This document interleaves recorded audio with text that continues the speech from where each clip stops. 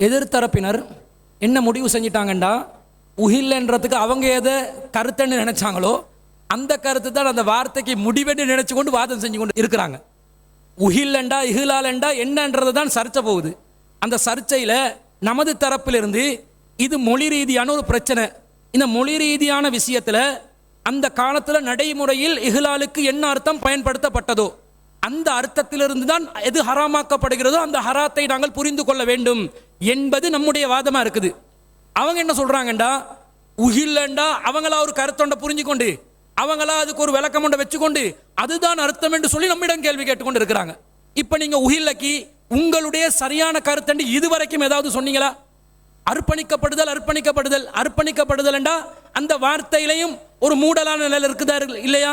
உஹில்லண்டா இஹ்லாலண்டா அர்ப்பணிக்கப்படுதல், ஒரு பிராணியை அர்ப்பணிப்பதா பிராணி அல்லாதவைகளை அர்ப்பணிப்பதா? இந்த கருத்து பிரச்சனை அதில் இல்லையா? அந்த வார்த்தையில் இல்லையா? அர்ப்பணித்தல் என்ற வார்த்தையை காணிக்கையாக கொடுப்பது, பிற கடவுள்களுக்காக கற்பனை தெய்வங்களுக்காக காணிக்கையாக கொடுக்கக்கூடியதுதான் அர்ப்பணித்தல் என்ற வார்த்தையிலையும் வருது. இந்த அர்ப்பணித்தல் காணிக்கையாக மாமிசத்தை கொடுப்பதா பிராணியை கொடுப்பதா, காணிக்கையாக மாமிசம் அல்லாத தாவரங்கள் ஏனையவைகளை குறிப்பதா என்பது திரும்பவும் சர்ச்சையாகுது.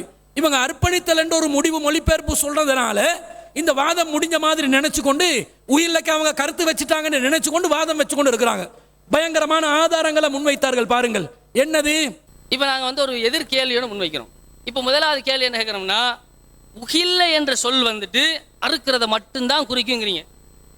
அப்போ நாங்கள் கேட்குறோம், அதை பொது வழக்கு பொது வழக்கு பொது வழக்கு மக்கள் எல்லாம் அந்த அறுக்கிற அந்த அர்த்தத்தில் ஆக்கிட்டாங்கங்கிறீங்க. நம்ம என்ன கேட்குறோம்னா, பொது வழக்குனா ஒருத்தன் ஒரு கோழியாக இருப்பான், ஒருத்தன் ஒரு ஆட்டாக இருப்பான், சாப்பாட்டுக்காக வேண்டி ஒரு ஒரு பிராணியாக இருப்பான், அதெல்லாம் அறுக்கிறது தானே. அதுக்குள்ள வேற என்ன வார்த்தையை போட்டு காட்டுறீங்க? லிக்குல்லி தாபிஹின் முஹில்லுன், அறுக்கக்கூடிய எல்லாருமே முஹில் தான், முஹில்ல செஞ்சிட்டான், இஹ்லால் பண்ணிட்டான்.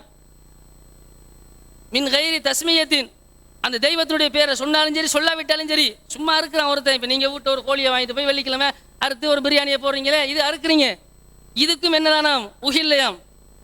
அவங்க அந்த தஃப்சீர் இமாம்கள் சொன்ன உளறல் தான் இதெல்லாம். இப்போ நாங்கள் என்ன கேட்குறோம்னா, ஒரு 50-60 ஆதாரத்தை காட்டுங்களேன் குர்ஆன் ஹதீஸில் இருந்து. நபி ஸல்லல்லாஹு அலைஹி வஸல்லம் அவர்கள் ஒரு ஒட்டகத்தை அறுக்கும் பொழுது அந்த ஹதீஸில் உஹில்லன்னு வந்திருக்குது. ஒரு சஹாபி ஒரு மாட்டை அறுக்கிற பொழுது அதுக்கு உஹில்லன்னு பயன்படுத்தப்பட்டிருக்கிறது. அரபுகள் ஒரு பிராணியை சும்மா அறுப்பாங்க, அறுக்கிற நேரத்தில் உஹில்லன்னு சொல்லுவாங்க.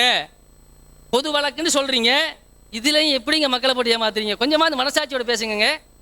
பொது வழக்குன்னா என்னங்க? கோழி சாப்பாட்டுக்கு அறுத்தாலும், சும்மா அறுத்தாலும், ஒரு அன்பளிப்புக்காக வேண்டி அறுத்தாலும், ஒரு ஆட்டை அறுத்தாலும், வாத்தை அறுத்தாலும், ஒரு புறாவை அறுத்தாலும் அறுக்கிற வந்துருச்சு இல்லை, அறுக்கிறனால உஹில்ல. இந்த குர்ஆன்ல 50 ஆதாரம் காட்டுறோம், ஹதீஸ்ல ஒரு 5000 ஒரு 60 ஆதாரம் காட்டுறோம். அள்ளி போடுங்களேன், நாங்கள் எடுத்துக்கிட்டு போறதுக்கு. அந்த 4 வசனம் தான் இருக்குது உஹில்லங்கிறதுக்கு. அந்த 4 மட்டும்தான் என்ன வருது? அல்லாஹ் அல்லாதவருக்காக வேண்டி அர்ப்பணிக்கப்பட்டதுன்னு வந்திருக்குது. நீங்களா என்ன செய்றீங்க அப்படி சொல்றீங்க? முதலாவது கேள்வி, ஒரு 50-60 ஆதாரம் காட்டுங்க, சும்மா சும்மா அறுக்கிறதுக்கெல்லாம் உஹில்ல என்று சொல்லப்பட்டதுக்கான ஆதாரத்தை காட்டுங்கன்னு கேட்கிறோம். இஹ்லால் என்ற வார்த்தை குர்ஆன்ல 4 இடங்களில் தான் பயன்படுத்தப்பட்டிருக்கிறது, ஹதீஸுகள்ல பயன்படுத்தப்படவே இல்லை. எனவே இது ரசூலோட காலத்துல அறுத்தல் நடக்கலையா, தபஹ் நடக்கலையா? அப்ப இதை எப்படி நாங்க புரிஞ்சு கொள்ளலாம்? நீங்க ரசூலோட காலத்துல இருந்து ஹதீஸ் ஆதாரம் காட்டணும் என்று சொல்றாங்க. நாங்க என்ன கேட்கிறோம்? 4 இடத்துல குர்ஆன்ல பயன்படுத்தப்பட்டிருக்கிறது உங்களுக்கு போதாதா? அல்லாஹ் ரப்புல் ஆலமீன் இஹ்லால் என்ற வார்த்தையை 4 இடத்துல 2:173, 5:3, 6:145, 16:115 அல்லாஹ் 4 இடத்துல வமா உஹில்ல லிகைரில்லாஹி பிஹி என்றது அல்லாஹ் தெளிவா சொல்கிறான். இந்த இஹ்லால் என்ற வார்த்தை ரசூல் ஸல்லல்லாஹு அலைஹி வஸல்லம் ஹதீஸுகளையும் பயன்படுத்தணும் என்று நீங்க எப்படி எதிர்பார்க்கலாம்? அல்லாஹ்வுக்கு நீங்கள் கட்டளை போடுறீங்களா? அல்லாஹ்வுடைய தூதரும் இஹ்லால்ல தான் பேசணும், இஹ்லால் இல்லாமல் பேசினால் பார்த்துக் கொள்ளுங்கள். இவங்க யாரை மிரட்டுறாங்கன்னு பாருங்க, ரசூலாவை மிரட்டுறாங்க. இப்ப ரசூலா இஹ்லால்ல பேசணும், பேசாவிட்டால் சரி வராது என்று சொல்றாங்க. எங்கட வாதம் என்ன? இஹ்லால் என்பது ரசூல் ஸல்லல்லாஹு அலைஹி வஸல்லம் உடைய காலத்தில் ரசூலாவுக்கு முன் வாழ்ந்த மக்கள், ரசூலாவுடைய காலத்தில் வாழ்ந்த ஜாஹிலியா மக்கள் எந்த கருத்தில் பயன்படுத்தினார்கள் என்பது தெளிவாக இருக்கும் பொழுது அந்த வார்த்தையை ரசூலாவும் பயன்படுத்தியே ஆகணும் என்றது விதியா? அப்படி விதியாக்கலாமா? அல்லாஹ் அலிஃப் லாம் மீம் என்று குர்ஆன்ல சொல்றான். ரசூலா பேசும்போது ஒவ்வொரு சந்தர்ப்பத்திலும் யா அய்யுஹன் நாஸ் என்று சொல்வதற்கு முன்பதாக யா அய்யுஹல்லதீன ஆமனு என்று சொல்வதற்கு முன்பதாக, மக்களே என்று அழைத்து விழித்து பேசுவதற்கு முன்பதாக யாசீன் அலிஃப் லாம் மீம் காஃப் ஹா யா ஐன் சாத் என்று சொல்லியா பேசணும்? குர்ஆன் ஒரு இலக்கிய நயத்தோடு பேசும். குர்ஆன் அந்த ஜாஹிலியா கால மக்கள் இஹ்லால் என்ற வார்த்தையை பிரத்யேகமாக தபுகின் போது, அல்லாஹ் அல்லாதவர்களுடைய சிலைகளுக்கு அர்ப்பணிக்கும் போது, பூஜை செய்யும் போது, அல்லாஹ் அல்லாதவர்களுடைய சிலைக்கு பலி கொடுத்து பூஜை செய்யும் போது அந்த வார்த்தையை பயன்படுத்துவதனால் பிரத்யேகமாக அல்லாஹ் தஆலா அந்த வார்த்தையை பயன்படுத்தினார்கள் என்று நாங்கள் சொல்லிக் கொண்டிருக்கிறோம். ரசூல் ஸல்லல்லாஹு அலைஹி வஸல்லம் பயன்படுத்தினால் தான் நாங்களும் அதை ஏற்றுக்கொள்வோம் என்ற ஒரு செய்தி இருந்தா போதாது. அவங்களுக்கு பல செய்திகளை ஆதாரம் காட்டணுமா? அல்லாஹ் தஆலா அல் குர்ஆன்ல அலைஹா திஸ்ஸாத அஸர் என்று அல்லாஹ் சொல்றான். அதன் மீது 19 இருக்கிறார்கள் என்று அல் குர்ஆன் அல்லாஹ் ரப்பல் ஆலமீன் ஒரு வசனத்தில் சொல்கிறான். அப்ப அந்த வசனத்துல 19 இருக்கிறார்கள் என்ற வார்த்தையை வச்சு 74வது அத்தியாயத்தில் 30வது வசனம், இந்த வசனத்தை வச்சு குர்ஆன்ல இருந்து நாங்க விளங்கிக் கொள்கிறோம் இது வானவர்களை குறிக்கிறது. இந்த 19 வானவர்களை குறிக்கிறது.